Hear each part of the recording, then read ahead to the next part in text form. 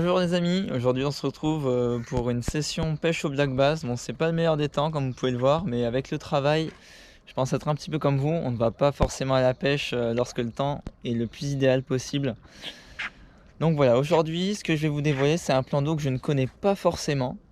J'y ai pêché une seule fois, les résultats n'ont pas été à la hauteur de mes attentes. Donc là aujourd'hui j'y reviens pour essayer de poncer le plus possible ce spot.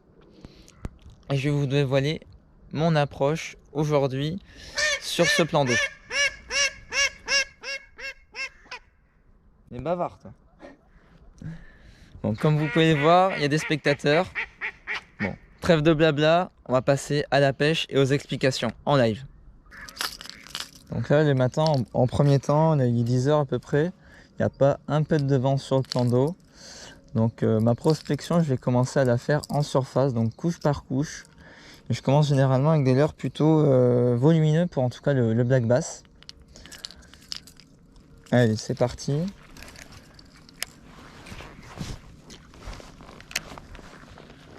Je fais juste au départ la bordure pour vraiment... Ouais. Les leurres de surface, ça va pas être forcément la meilleure chose aujourd'hui. Parce qu'il y a pas mal d'aiguilles de pin. Donc là, les leurres de surface, ça va être vraiment pour voir s'il y a des poissons actifs ou s'il y a des poissons qui peuvent réagir à une sonorité et si ça peut les énerver. Donc là, à chaque fois que je prospecte, je vais prospecter en lançant en cadrant pour vraiment quadriller toute ma zone de pêche. Donc c'est peut-être un petit peu long comme technique de pêche, mais quand on ne connaît pas un spot, ça permet vraiment de quadriller, de voir si le leurre peut fonctionner.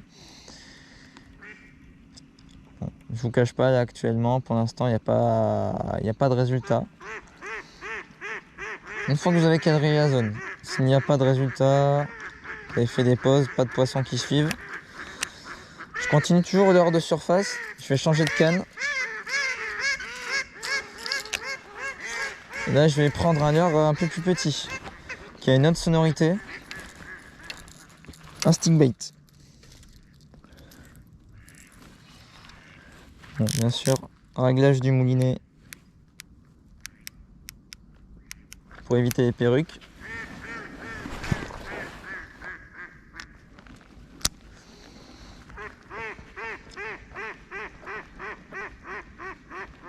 Là, c'est une zone de l'étang, il y a pas mal d'aiguilles de pin, donc ça va pas être... ça pêche pas le mieux possible au leurre de surface.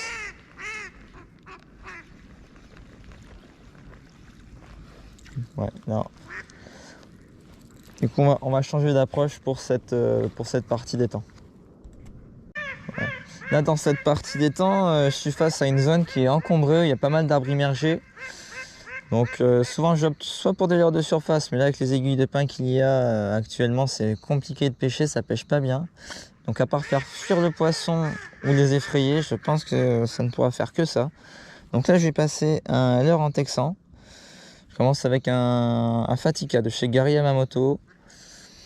Voilà, on va voir ce que ça peut donner. C'est un leurre dans lequel j'ai confiance. Si je vois que ça donne rien, je pourrais essayer avec un worm.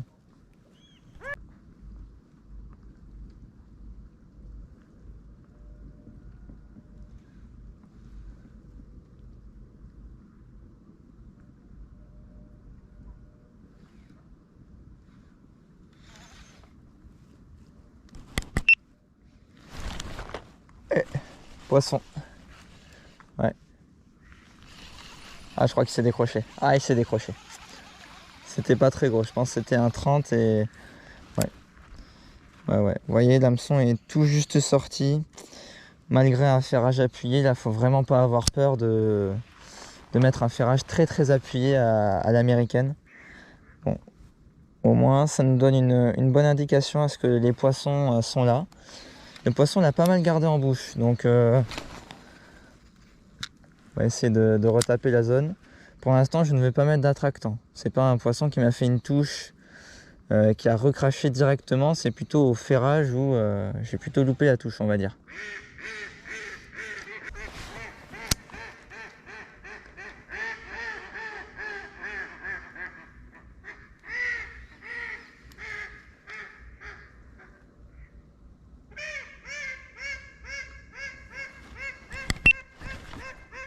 Poisson. Ah putain, je crois qu'il s'est tanké. Ah non, ouais, il est passé sous une branche. Ah bah là. Ouais, je le vois. Ah, c'est pas un poisson trop dégueu. Voilà.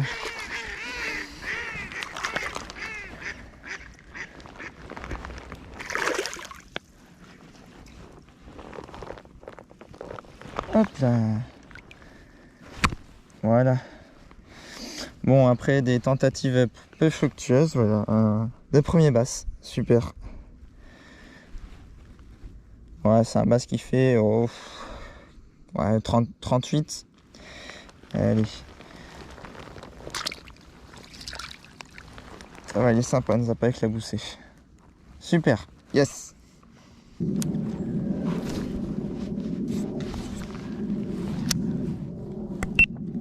Bon, petit feedback là après ouais, 10-15 minutes de pêche. Donc là, sur cette zone, les leurres de surface ne fonctionnent pas. Par contre, dès que j'ai passé le fatty catch chez Gary Yamamoto, j'ai pris une touche et un poisson. Des poissons qui se situaient plutôt en bordure.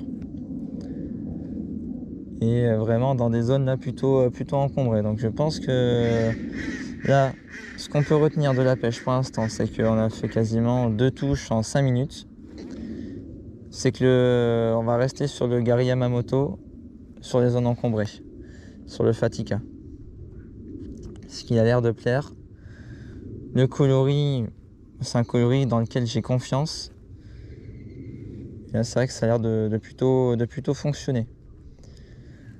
Donc ensuite, je vais prospecter d'autres postes. On va commencer en surface. Quand même, c'est toujours joli de voir une touche de surface. Et après, par contre, les bordures où il faudra plus gratter, qui demanderont un petit peu plus de patience, où les poissons sont peut-être postés, là je passerai le Fatica.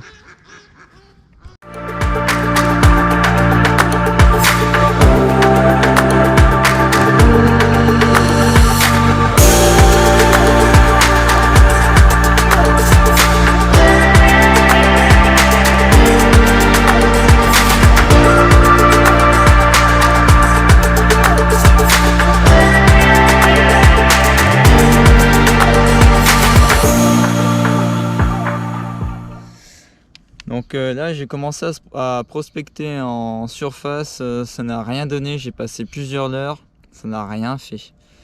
Donc là je me suis plutôt concentré sur les bordures où j'ai eu les précédentes touches. Toujours avec le Fatica de chez Gary Yamamoto. J'ai l'impression que c'est le leurre qui fonctionne ici, je ne sais pas si c'est le leurre qui fonctionne seulement ici et aujourd'hui. Mais en tout cas là je pense que j'ai un petit peu ciblé la pêche très rapidement. Donc je vais continuer à taper les bordures avec le Fatica parce que vraiment là j'ai l'impression qu'il y a vraiment beaucoup de fond très rapidement, et le black bass pour moi c'est pas un poisson de fond. Donc c'est pour ça on va continuer de taper les bordures et voir ce que ça donne.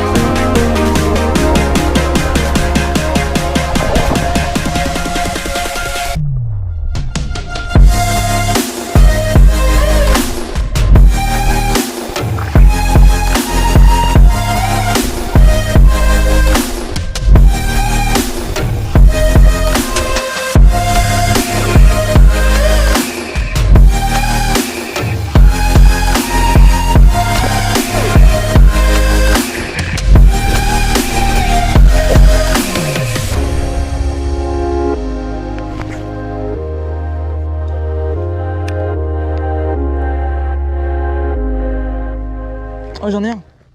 Non. Non. Non. Oh là là.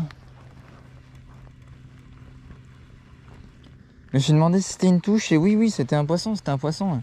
Ramené vraiment très très rapidement. Là, je suis vraiment étonné qu'il ne soit pas piqué, quoi.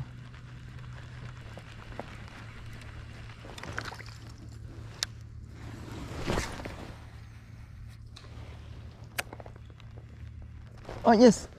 Poisson. Yes. Ah super. Magnifique action. J'arrive pas trop à estimer la taille que ça. Non, c'est...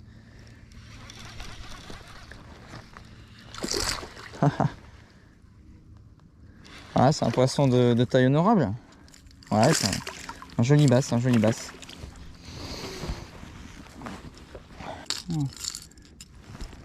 Allez, vous voyez, c'est pas un gros poisson. Hein. C'est pas un gros poisson qui a tapé sur ce leurre. Quand on voit la taille du leurre, la taille du poisson, on se dit, bon, ils sont gourmands. Allez. Yes. Ah, super action en surface. Allez, on continue en surface pour avoir d'autres actions de ce type qui sont magnifiques.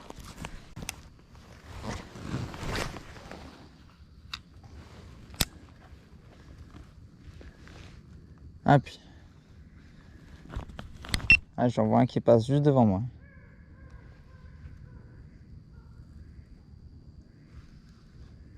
Ouais, c'est un poisson très correct. Hein.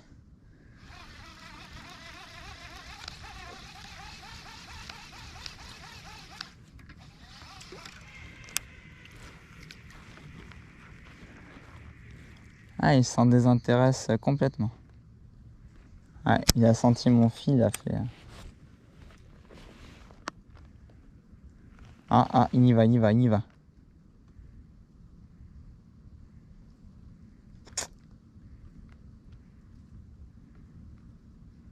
Non, ça lui a pas plu.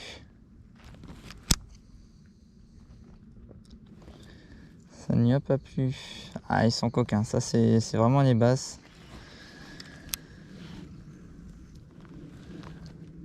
Allez, je le revois. Je fais sa queue. Hop. Un posé assez délicat, mais non. Non, il montre vraiment aucun intérêt.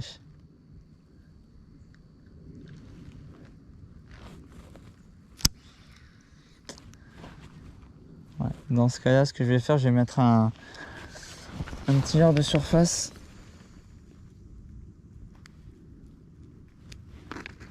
Je dois avoir une sorte de petit insecte, surtout vu qu'il a plu. En fait, ce qui est vraiment important, c'est de s'adapter au changement de conditions. Là, la pluie, généralement, ça a tendance à faire un petit peu tomber les moustiques, les insectes dans l'eau. Donc là, on va mettre le petit insecte, le ciglette, le grand ciglette de chez Megabass.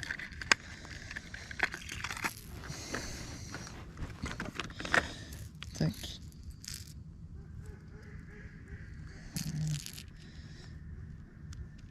Voilà. Ouais, je le vois, il est posté. Ouais, il a vu. Ce qui est très intéressant avec le bass, c'est que parfois il va mordre sans qu'on fasse d'animation. Ça a l'air de l'intriguer.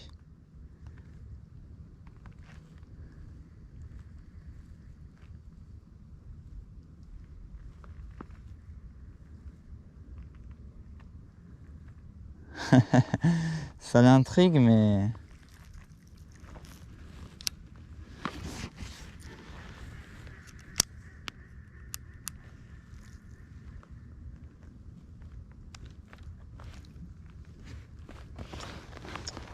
Ouais, celui-là, à mon avis, est très éduqué comme basse. Ça n'a pas l'air de le tenter.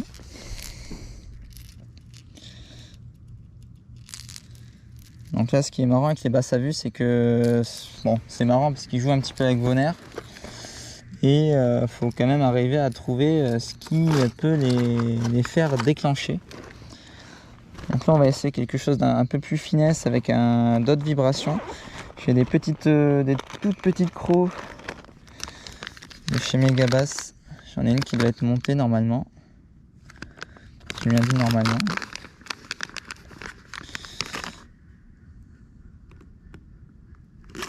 Merde, c'est sûr, si je passe pas dans le bon anneau, ouais, je m'en suis tellement pas servi que mon hameçon a quasiment rouillé. Bon, on va voir si la rouille ne l'empêche pas de mordre. Et bien sûr là, je ne le vois plus.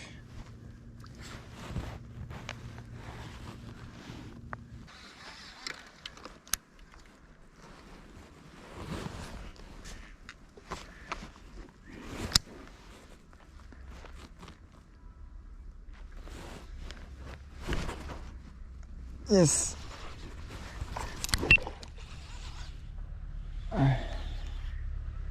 C'est pas très gros.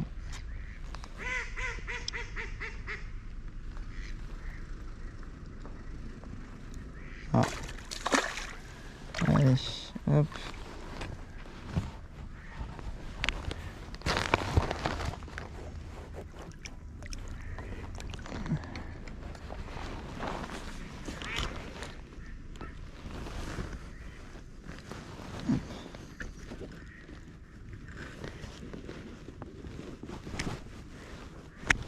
Yes. Hop là.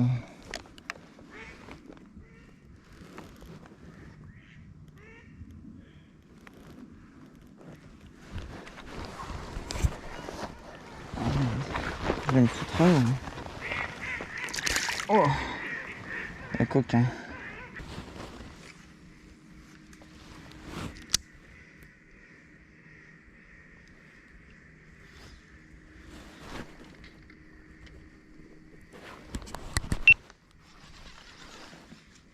Yes. Ah, c'est pas un gros poisson. Hop. Ah, je suis mis vraiment un ferrage pourri. Allez. Hop là. Essayer de le poser le plus proprement. Ouf. Hop là. Yes. Vraiment, l'heure du jour aujourd'hui, c'est le Fatica. Après avoir prospecté vraiment la pléno avec, j'ai mis du shatter aussi. Je vous ai pas montré parce que ça n'a vraiment rien donné à la caméra. Dès que j'ai remis un Fatica, là ça a bien fonctionné, ça donnait du poisson. Donc voilà. Une fois que vous avez prospecté avec l'air de surface, des leurres un petit peu de réaction comme les shatters qui offrent pas mal de vibrations ou des jolis cranks, des leurres aussi dont vous avez confiance parce que ça peut être des valeurs sûres, et bien passer la pêche à gratter un peu plus lente pour décider les poissons surtout le bass. Le bass aime bien les zones encombrées. La majorité des basses je les fais sur les bordures. Donc voilà, vraiment n'hésitez pas à changer. Et une fois que vous emmagasinez 1, 2, 3 touches avec un même leurre, je vous conseille vraiment de rester avec ces leurres. Là vous voyez, j'ai même plus apporté ma mallette. Toutes mes boîtes à leurres sont restées là dans la voiture. Je me trimballe beaucoup plus léger. J'ai pris juste ce Fatica. J'ai pris aussi ma canne un peu plus grosse avec un leurre de réaction qui m'a rapporté 2 touches. Et voilà, maintenant je vais reprospecter les endroits que j'ai déjà fait, où j'ai vu du poisson. Et voilà, je pense la pêche aujourd'hui à peu près trouvé. Donc il n'y a plus qu'à continuer. Essayer de faire quelques jolis poissons. Bon, certes, ce ne sont pas des très très gros basses. Juste un qui devait faire à peu près 40. Mais bon, l'important à la pêche, c'est d'arriver à débloquer la situation, faire du poisson, et la taille, c'est pas très très important. Certes, on apprécie toujours prendre un gros poisson, mais bon, déjà avoir des touches, c'est déjà pas mal. Si vous voulez savoir un petit peu les ensembles que j'utilise aujourd'hui, donc là c'est un ensemble 5-20 d'Action X-Fast de chez Abu Garcia, et avec comme moulinet un SV Light de chez Dewa, édition LTD, moulinet vraiment très précis en casting qui peut balancer des leurres très légers. J'aime beaucoup sa forme ainsi que sa prise en main. Ouais. Généralement, je me sers de cet ensemble pour pêcher avec des petits cranks, pour pêcher la perche aussi. Mais bon, là aujourd'hui, j'ai décidé de m'en servir avec le Fatica. Le Fatica qui est quand même assez lourd, un leurre assez dense, qui se lance très bien. Voilà. Le souci, c'est qu'il faut avoir quand même une canne puissante pour pouvoir faire des ferrages vraiment efficaces. Ce que je vous conseille comme canne optimale à utiliser avec le Fatica, c'est une canne de puissance à peu près 7,28, ça va très bien. D'action fast pour pouvoir détecter la touche rapidement, ainsi que faire un ferrage vraiment efficace. Faut pas avoir peur de ferrer en faisant un geste ample. Je pense que ça doit se voir un petit peu sur les vidéos quand je ferre. Ça peut paraître bourrin, mais je vous assure que pour arriver à dégager la hampe de l'hameçon ainsi qu'à piquer le poisson, il faut vraiment pas lésiner sur son ferrage. Et l'autre ensemble que j'utilise, c'est une canne Raise Red Shadow en 9,46 grammes, là, qui a une action elle beaucoup plus régulière, hein. Et qui me sert à manier souvent des swingbaits, des cranks de subsurface. C'est plutôt ma canne pour déclencher, pour agacer. Je me sers vraiment en prospection rapide. Là aujourd'hui, c'est vrai qu'avec le gros crank qui fait beaucoup de bruit, les poissons ont de suite réagi quand j'animais vraiment très vite. Récupération lente, il n'y avait pas d'action, donc c'est vraiment montrer des réflexes. Des réflexes de prédation, mais pas forcément pour s'alimenter.